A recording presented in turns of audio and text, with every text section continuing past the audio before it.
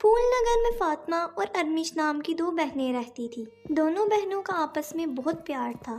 فاطمہ اور ارمش کا اس دنیا میں کوئی نہیں تھا، بس ایک بوڑھی ماں تھی۔ اب وہ بھی اس دنیا میں نہیں رہی۔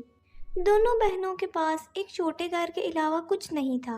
ایک دن کی بات ہے، ان کے گھر گاؤں کا چودھری آیا اور بولا، سنو لڑکی، تمہاری ماں نے مجھ سے پیسے ادھار لیے تھے، وہ تو قرضہ اتارے بغیر ہی اوپر چلی گئی۔ اب یہ قرضہ تم لوگوں کو ہی اتارنا ہوگا، سمجھی؟ چودھری جی، ہم قرض کہاں سے اتاریں گے؟ ہمارے پاس تو کوئی کام بھی نہیں ہے۔ کام نہیں ہے تو میں کیا کروں؟ میں کچھ نہیں جانتا، مجھے میرے پیسے چاہیے۔ میں تم دونوں کو 1 مہینے کا وقت دیتا ہوں، اگر تم نے میرے پیسے نہ دیے پھر یہ گھر خالی کر دینا، سمجھی؟ اتنا بول کر چودھری وہاں سے چلا جاتا ہے۔ اب کیا ہوگا؟ اگر ہم سے یہ گھر بھی چھن گیا پھر ہم کہاں رہیں گے؟ بولو نا آپی، کہاں جائیں گے ہم؟ تم فکر مت کرو ارمش، میں ہوں نا، سب ٹھیک ہو جائے گا۔ میں جلدی ہی کام کر کے چودھری کے پیسے دے دوں گی۔ پر آپی، ہم کریں گے کیا؟ ہمیں تو کوئی کام کرنا آتا ہی نہیں ہے۔ اگر کسی نے ہم پر ترس کھا کر ہمیں کام دے بھی دیا تو بھی ہم چودھری کے پیسے 1 مہینے میں نہیں اتار سکیں گے۔ ارمش، اللہ پر یقین رکھو، اب وہی ہمیں اس مصیبت سے نکال سکتے ہیں۔ ماں ہمیشہ کہتی تھی مشکل سے گھبرانا نہیں چاہیے۔ اب تم آرام کرو، میں باہر کہیں کام کا پتہ کر کے آتی ہوں۔ آپی، میں بھی آپ کے ساتھ چلوں گی، ہم دونوں مل کر کام کریں گے، تبھی ہم چودھری کے پیسے اتار سکیں گے۔ اب دیکھو، آپ مجھے منع مت کرنا۔ اچھا ٹھیک ہے، چلو۔ پھر دونوں بہنیں پورا دن کام کی تلاش میں ادھر ادھر بھٹکتی ہیں، لیکن انہیں کہیں کوئی کام نہیں ملتا۔ مایوس ہو کر فاطمہ اور ارمش گھر کی طرف جا رہی تھی، تبھی انہیں راستے میں ایک غریب عورت دکھائی دیتی ہے۔ وہ اپنے سر پر پھلوں کی ٹوکری لے کر لڑکھڑاتے ہوئے اپنے گھر کی طرف جا رہی تھی۔ اماں، لائیے یہ ٹوکری مجھے دے دیجیے، میں آپ کو گھر تک پہنچا دیتی ہوں۔ یہ ٹوکری تو کافی بھاری ہے۔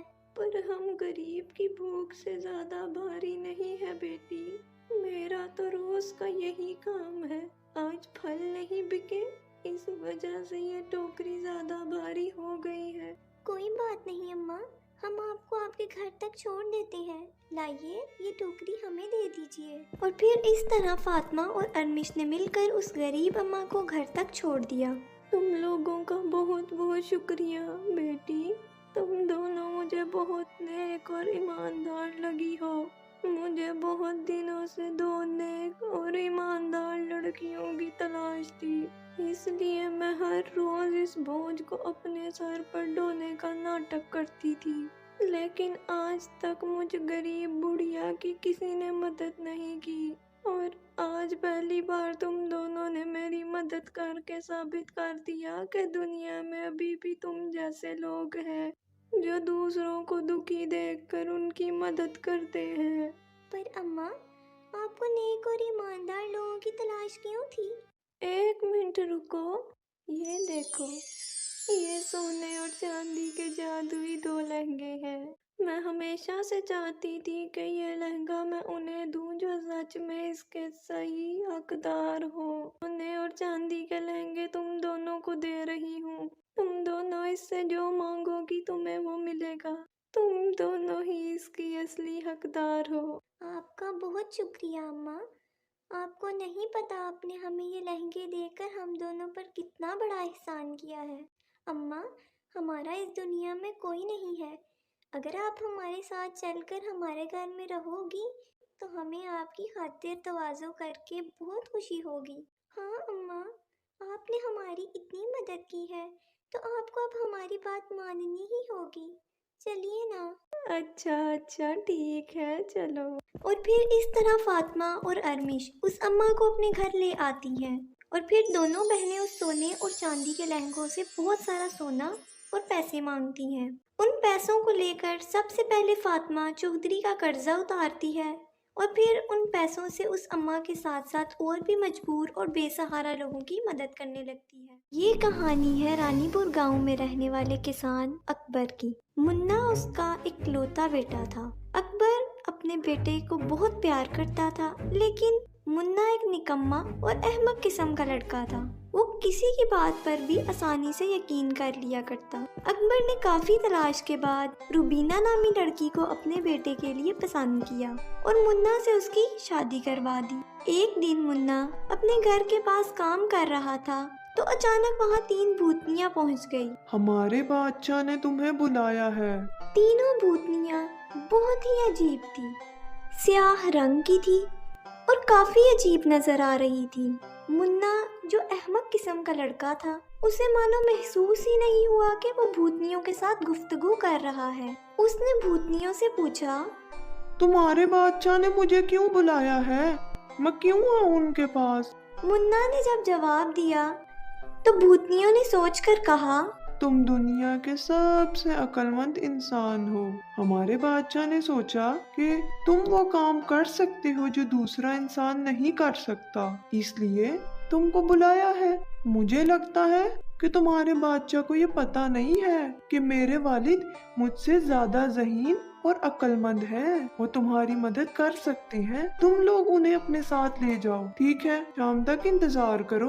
मुन्ना की बात सुनकर भूतनी ने कहा, फिर एक काम करो, कल सुबह तुम और तुम्हारे वालिद समंदर के साहिल पर आ जाना। वहाँ से हम तुम्हें अपनी रियासत ले जाएंगे। और एक बात सुनो, हमारे बादशाह तुम्हें एक तोहफा भी देंगे। हम तुम्हारा कल सुबह इंतजार करेंगे। भूतनिया ये कहकर वापस चली गई। उस रात जब अकबर घर आया तो मुन्ना ने उसे भूतनियों की बात सुनाई। बाबा, बादशाह ने हमें तलब किया है। उनके फौजी आए थे आज। उन्हें हमसे कोई काम है। उन्हें लगता है कि वो काम हमारे अलावा कोई दूसरा नहीं कर सकता। अच्छा, तूने पूछा नहीं कि बादशाह को हमसे क्या काम है? नहीं बाबा, पर वो साहिल पर कल सुबह हमारा इंतजार करेंगे। बेटे की बात सुनकर अकबर अपने बेटे के साथ सुबह सुबह समंदर के साहिल की तरफ चल पड़ा। उसे ये जानना था कि आखिर माजरा क्या है। जब वो समंदर के साहिल पर पहुंचा, अकबर को वहाँ स्याह रंग की खवातीन नजर आई। वो समझ चुका था कि ये तो भूत है। कश्ती पर सवार भूतनियों को देखकर अकबर ने पूछा, ये कैसी कश्ती है? बहुत ही सस्ती और नाकिस। ये सुनकर एक भूतनी ने कहा, हमारे बादशाह के पास जो कश्तियाँ हैं, ये उनमें से एक कश्ती है, लेकिन ये बहुत तेज चलती है। मुन्ना कश्ती पर सवार हो गए। कश्ती एक जजीरे के पास पहुंच गई। उस जजीरे पर ना तो कोई दरख्त था और ना ही घास। पूरा जजीरा मानो सहरा नजर आ रहा था। तीनों भूतनियों ने अकबर और उसके बेटे मुन्ना को अपने बादशाह के सामने ले जाकर पेश किया। अब मुन्ना और उसका वालिद आगे बढ़ रहे थे। भूतनियाँ उनके साथ थी। उनका बादशाह बहुत ही अजीब लग रहा था। तुमने हमें यहाँ क्यों बुलाया है? क्या चाहते हो तुम? अकबर ने जब ये सवाल किया तो भूतों का बादशाह पहले तो उसने उसे घूरा और आंखें निकालकर कहने लगा, हमारे पास एक बहुत बड़ा बर्तन है। हम उसके नीचे आग लगाने के काबिल नहीं है। तुम दोनों को इस बर्तन के नीचे आग लगानी है, वरना तुम लोगों को मैं यहाँ से जाने नहीं दूंगा। पहले तुम्हें हमारा ये काम करना होगा। मुझे इंतजार रहेगा। तुम जल्द से जल्द इस काम को पूरा करो। बादशाह की बात सुनकर अकबर कहने लगा, कोई बात नहीं, हम आसानी से आग लगा सकते हैं। पहले बताओ कि वो बर्तन कहाँ है? मैं उसे देखना चाहता हूँ। भूत इन्हें एक बड़े कमरे में ले गए। उस कमरे के बीच में एक 20 फीट ऊंचाई वाला बर्तन रखा हुआ था। अकबर और मुन्ना उस बर्तन के करीब गए, लेकिन उसे देखकर मुन्ना हैरान हो गया और उसे देखकर अपने वालिद से कहने लगा, बाबा, हम इन बेवकूफ भूतनियों की चाल में फंस गए हैं। अब क्या करेंगे? बेटे की बात सुनकर अकबर कहने लगा, मेरे बेटे, फिक्र मत करो, मैं हूँ ना, मैं सब कुछ संभाल लूंगा। बर्तन को देखने के बाद वो दोनों बादशाह के पास गए और फिर अकबर बादशाह से कहने लगा, हम बर्तन के नीचे आग तो लगा सकते हैं, लेकिन उसके लिए 9 मुख्तलिफ अक़साम की लकड़ियों की जरूरत पड़ेगी। हमारे जजीरे में घास तक नहीं उगती। हम कैसे तुम्हारे लिए 9 अक़साम की लकड़ियाँ जमा करेंगे? तुम कुछ मशवरा दो। अकबर ने चालाकी से कहा, अपने भूतों को मेरे गांव भेज दो, हमारी रियासत में बेशुमार लकड़ियां पाई जाती हैं। मेरी बहू से पूछोगे तो वो 9 इकसाम की लकड़ियों का इंतजाम करेगी। अगर आपके भूत मेरे घर जाएंगे तो वो भरोसा नहीं करेगी, इसलिए बेहतर होगा कि आप फौजियों के साथ अपने बेटों को भी वहाँ भेजें। ठीक है, जब तक लकड़ियां नहीं आ जाती तुम लोग इसी कमरे में रहोगे। ये कहकर बादशाह ने अकबर और मुन्ना को उसी कमरे में बंद कर दिया। बादशाह के 2 बेटे दूसरी भूतनियों के साथ अकबर के घर पहुँचे। हम भूतों के बादशाह के बेटे हैं। तुम्हारे ससुर और शौहर हमारे जजीरे पर हैं। उन्होंने 9 इकसाम की लकड़ियों को लाने का कहा है। जल्दी से जल्दी वो लकड़ियां दे दो, हम यहाँ से वापिस हो जाते हैं। तुम जल्दी से जल्दी लकड़ियों का इंतजाम करो। रूबीना समझ गई कि उसका ससुर और शौहर खतरे में है। उसने थोड़ा सोचा और भूतों के बादशाह के बेटों से कहा, आपको लकड़ियाँ चाहिए तो वो झोंपड़ी के अंदर है, आपको जितनी चाहिए ले जा सकते हो। जैसे ही वो दोनों झोंपड़ी में दाखिल हुए, रूबीना ने दरवाजा बंद कर दिया और उस पर कुफल लगा दिया। फिर रूबीना वापस आई और दूसरी भूतनियों से कहने लगी, तुम्हारे बादशाह के दोनों बेटे झोंपड़ी के अंदर हैं। दरवाजा गलती से बंद हो गया। मैंने बहुत कोशिश की लेकिन कुफल नहीं खुला और चाबी नहीं मिल रही। तो अब हमें क्या करना चाहिए? सुनिए जी, मेरे ससुर और शौहर इस कुफल की चाबी के बारे में ही जानते हैं, तो जब तक वो यहाँ नहीं आएंगे तब तक आपके बादशाह के बेटे झोंपड़ी से बाहर नहीं आ पाएंगे। रूबीना की बात सुनकर भूतनिया वहाँ से फौरी रवाना हो गई और सीधे अपने जजीरे पहुँची। वहाँ जाकर बादशाह को सब कुछ बता दिया। ये सब सुनकर बादशाह गुस्से में आया, मगर उसके पास दूसरा कोई रास्ता नहीं था। अपने बेटों को वापस लाने के लिए उसने अकबर और मुन्ना उन दोनों को अपने गांव रवाना करने का इंतजाम कर दिया। कमरे से अकबर और मुन्ना को निकाला गया। हम आपका काम किए बगैर नहीं गाँव जाएंगे, हमें आपसे तोहफा भी तो लेना है, हम आपका काम जरूर करेंगे। भूतों के बादशाह ने फौरन उनको सोने से भरा हुआ बर्तन दिया और कहा, तुम ये सोना लेकर गांव चले जाओ, मुझे बस मेरे बेटे लौटा दो, मुझे तुमसे और कुछ नहीं चाहिए। फिर अकबर और मुन्ना कश्ती में सवार होकर अपने गांव की तरफ रवाना हुए और बादशाह के बेटों को उस झोंपड़ी से बाहर निकाला और फिर बादशाह के भूत बेटे अपने जजीरे वापस लौट गए। बेटों की वापसी पर बादशाह ने चैन की सांस ली। रूबीना ने अपने ससुर और शौहर को सारा माजरा सुनाया। अकबर को अपनी बहू पर बहुत नाज हुआ और इस तरह वो खुशहाल रहने लगे। जादुई लहंगे का दरख्त। रूबी को दरख्तों और जानवरों से बातें करना बहुत पसंद था। एक दिन जब वो अपने गांव के पीछे वाले बगीचे में नीम के दरख्त से बातें कर वापस आ रही थी, तभी उसे रास्ते में उसकी सहेली खुशबू मिली, जो उसके कॉलेज में उसी के साथ पढ़ती थी। अरे रूबी, तू कहाँ चले गई थी? मैं कब से तुझे ढूंढ रही हूँ। कल मेरा बर्थडे है और सबको आना है। और हाँ, सभी सहेलियाँ लहंगा पहन कर आ रही हैं। हमने गानों और डांस का प्रोग्राम भी रखा है। तू भी लहंगा पहन कर ही आना, सब मिलकर डांस करेंगे, बड़ा मजा आएगा। खुशबू, मैं नहीं आ सकूंगी। तू जानती है ना कि हम लोग कितने गरीब हैं। मैंने तो आज तक कभी ढंग के कपड़े भी नहीं पहने, फिर मैं लहंगा कहाँ से पहनूंगी? नहीं रूबी, जो भी हो मुझे कुछ नहीं सुनना, तुझे आना ही होगा, वरना तेरे बिना प्रोग्राम में मजा नहीं आएगा। रूबी की माँ कोठी में खाना बनाने के लिए तैयार खड़ी थी, लेकिन रूबी का फूला हुआ मुंह देखकर बोलती है, अरे अब तो लहंगे की क्या जिद लेकर बैठ गई। मैं कोठी में खाना बनाकर किसी तरीके से घर अकेले चला रही हूँ, किसी तरीके से तुझे कॉलेज भेज पा रही हूँ। तेरे अब्बा भी बीमार पड़े हैं, हमारे पास इतने पैसे कहाँ से आएंगे। मैं काम पर जा रही हूँ और हाँ, रास्ते में अगर मुझे कोई सस्ता सा लहंगा मिलेगा तो देख लूँगी, मैं तेरे लिए ले लूँगी। माँ, सचमुच तो लहंगा मुझे दिलाएगी? हाँ ठीक है, दिलवा दूंगी, लेकिन पहले तू अब अपने आंसू तो साफ कर।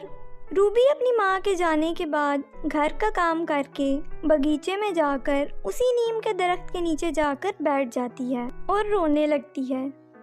کیونکہ جب بھی وہ اداس ہوتی تب وہ اسی نیم کے درخت کے نیچے جا کر بیٹھ جاتی اور اس درخت کے ساتھ ڈھیروں باتیں کرتی۔ تبھی آج اچانک اس درخت سے آواز آئی، کیوں رو رہی ہو روبی؟ وہ آواز سن کر روبی ڈر گئی۔ کون ہو تم؟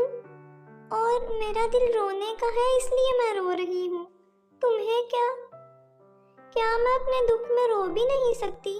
رونے سے کچھ نہیں ہوگا، تم وجہ بتاؤ کیا ہے، شاید میں اسے دور کر سکوں۔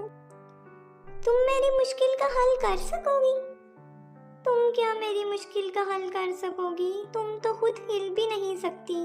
مگر میں تمہاری کوئی مدد کر پاؤں گی تو مجھے بہت اچھا لگے گا۔ کیوں؟ کیونکہ تم میری ہمیشہ آس پاس والے چھوٹے پودوں اور جانوروں سب کا کتنا دھیان رکھتی ہو، ورنہ سب لوگ تو یہاں صرف ہماری لکڑیاں اور پھل پھول توڑنے ہی آتے ہیں۔ پھر روبی اس درخت کو اپنی اداسی کی وجہ بتاتی ہے۔ اچھا تو اب میں چلتی ہوں۔ ٹھیک ہے، بائے بائے روبی۔ روبی اپنے گھر پہنچ گئی۔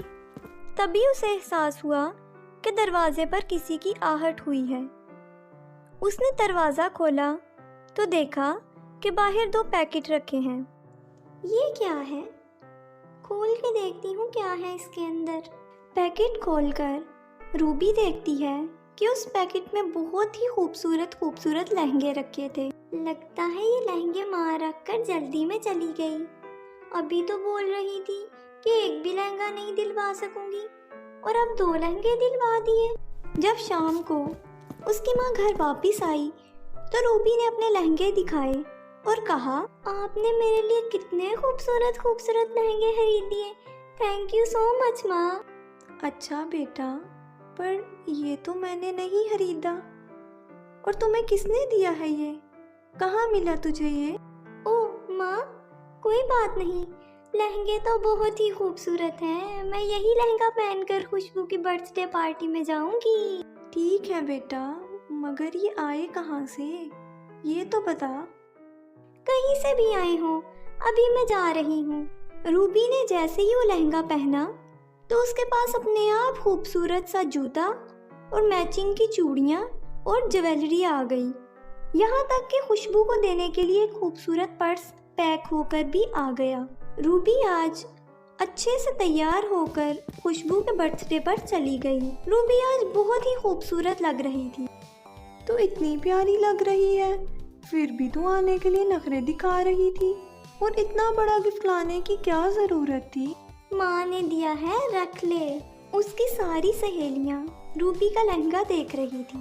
روبی کی خوبصورتی دیکھ کر برتھ ڈے میں آئے سبھی لوگ بہت حیران تھے۔ اس کی ساری سہیلیاں روبی کا لہنگا ہی دیکھ رہی تھی، اور روبی واقعی بہت خوبصورت لگ رہی تھی۔ اس کی خوبصورتی کو دیکھ کر ساری سہیلیاں حیران تھی۔ اور پھر جب گانے کا پروگرام ہوا تو اس کے ڈانس میں پتہ نہیں کیا جادو تھا۔ پارٹی میں آئے سبھی لوگ اس کے ڈانس کو دیکھتے ہی رہ گئے۔ سب لوگ تھک کر کھڑے ہو گئے، مگر روبی ابھی تک ڈانس کر رہی تھی۔ پھر اچانک میوزک اپنے آپ رک گیا۔ تب روبی ہوش میں آئی اور اس نے دیکھا کہ سبھی لوگ اس کی طرف بہت ہی دھیان سے دیکھ رہے ہیں۔ ارے واہ روبی، تو نے تو کمال ہی کر دیا، بہت اچھا ڈانس کیا تو نے آج۔ اچھا، مجھے تو ڈانس کرنا ہی نہیں آتا، پتہ نہیں کیسے میں نے اتنا اچھا ڈانس کر لیا۔ ضرور یہ اسی لہنگے کا جادو ہے۔ تبھی خوشبو کی ماں بولتی ہے، چلو چلو بچوں، کیک کاٹنے کا وقت ہو گیا، آ جاؤ سب لوگ۔ روبی بچوں میں سب سے پیچھے کھڑی تھی۔ یہ دیکھ کر خوشبو کی ماں بولتی ہے، ارے روبی بیٹا، تم یہاں سب سے پیچھے کیوں کھڑی ہو؟ آؤ خوشبو کے ساتھ کیک کٹوا دو۔ روبی آگے آ گئی۔ سارے مہمانوں کی نظر اسی پر تھی۔ اتنی عزت تو آج تک اسے پہلے کبھی نہیں ملی تھی۔ روبی جب پارٹی ختم ہونے کے بعد اپنے گھر پر آئی تو وہ بہت خوش تھی۔ دوسرے ہی دن وہ صبح صبح گاؤں کے پیچھے والے باغیچے میں نیم کے درخت کے پاس گئی اور بولی، ارے دوست، میں سمجھ گئی کہ وہ لہنگے تم ہی نے دیے ہیں مجھے۔ تم بہت اچھی ہو۔ रूबी, वो दोनों ही लहंगे जादुई हैं। एक लहंगे से तुम जो अपने लिए मांगोगी वो मिल जाएगा, और दूसरे लहंगे से दूसरों को कुछ देने के लिए मांगोगी वो मिलेगा। लेकिन दोनों लहंगों से दिन में कोई एक बार एक ही ख्वाहिश पूरी हो सकती है, मगर इन लहंगों से कभी किसी का नुकसान करने की मत सोचना। ठीक है, अब मैं चलती हूँ। Bye bye Ruby. और फिर रूबी जल्दी जल्दी घर आई और उस लहंगे को पहन लिया। जादुई लहंगे, मुझे एक बड़ा सा घर दो जिसमें ज़रूरत का सारा सामान हो, और हाँ, उसके पीछे एक खूबसूरत सा बगीचा भी देना। इतना कहते ही उसका छोटा सा घर एक बड़ी हवेली में बदल जाता है, और घर के पीछे खूबसूरत सा एक बगीचा भी था जहाँ पर बहुत सारे दरख्त और रंग बिरंगे जानवर भी थे। और फिर शाम को उसके माँ के आते ही, ओह माँ देखो, अब हमारे पास कितना बड़ा घर आ गया है ना, और एक बहुत खूबसूरत सा बगीचा भी है हमारे पास। चलो चलो माँ, बगीचे में चलते हैं। लेकिन ये सब हुआ कैसे? इतनी बड़ी हवेली, इतना सारा सामान, इतना खूबसूरत बगीचा, ये सब अचानक कहाँ से आया? माँ, मैंने जो लहंगा पहना है ना, वो जादुई है। मैं बगीचे में जिस दरख्त के नीचे बैठती थी ना, उसने दिया है मुझे।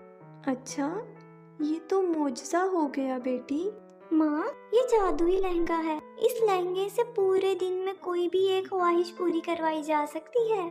दोनों उस दिन बहुत खुश थे। रूबी अब अपने बगीचे में जाकर जानवरों को खाना डालती और दरख्त और पौधों का ख्याल भी रखती। अगले ही दिन रूबी उस जादुई लहंगे को पहनकर बोलती है, ए जादुई लहंगे, मेरे वालिद को बिल्कुल ठीक कर दो।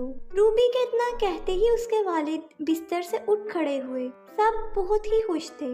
आज फिर से रूबी गांव के साथ वाले बगीचे में गई तो उसने वहां जाकर देखा कि उस नीम के दरख्त को दो लोग काट रहे थे। तभी रूबी भागते हुए आई और उस नीम के दरख्त के सामने आ खड़ी हुई और बोली, नहीं नहीं, इस दरख्त को मत काटो।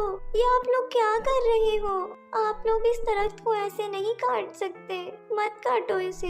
ए लड़की, हट यहाँ से, वरना तेरी गर्दन भी काट देंगे। रूबी वहाँ से हट गई और भागती हुई अपने घर आई। उसने जादुई लहंगा पहना और कहा, ए जादुई लहंगे, नीम के दरख्त को बचा लो और मेरे बगीचे में लगा दो, वरना वो लोग उसे काट देंगे और उसकी लकड़ियां भी बेच देंगे। तभी रूबी को आवाज आई। वो भागकर अपने बाग में गई और देखा वो दरख्त उसी बगीचे में खड़ा था और वो दरख्त काटने वाले लोग दरख्त पर लटके हुए थे और जोर जोर से चिल्ला रहे थे, बचाओ हमें, इस दरख्त पर पता नहीं किसने हमें लटका दिया, अरे कोई तो उतारो हमें। तभी रूबी बोलती है, तुम्हें कोई नहीं बचाएगा। तुम लोग तब तक वहीं लटके रहोगे जब तक तुम्हारी अकल ठिकाने नहीं आ जाएगी। अरे बेटी, हमें माफ कर दो। अब कुछ नहीं हो सकता। अचानक से वो दोनों दरख्त से नीचे गिर गए।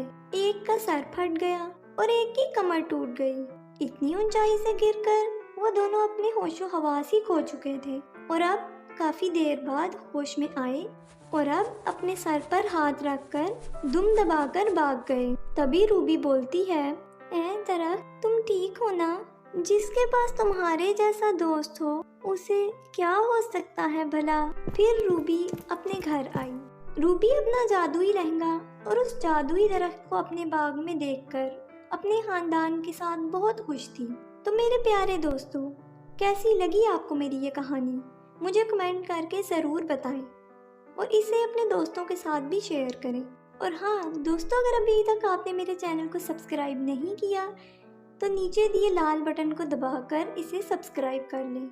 तो मिलती हूँ आपसे फिर किसी नई कहानी के साथ। तब तक अपना बहुत सारा ख्याल रखें। Bye bye.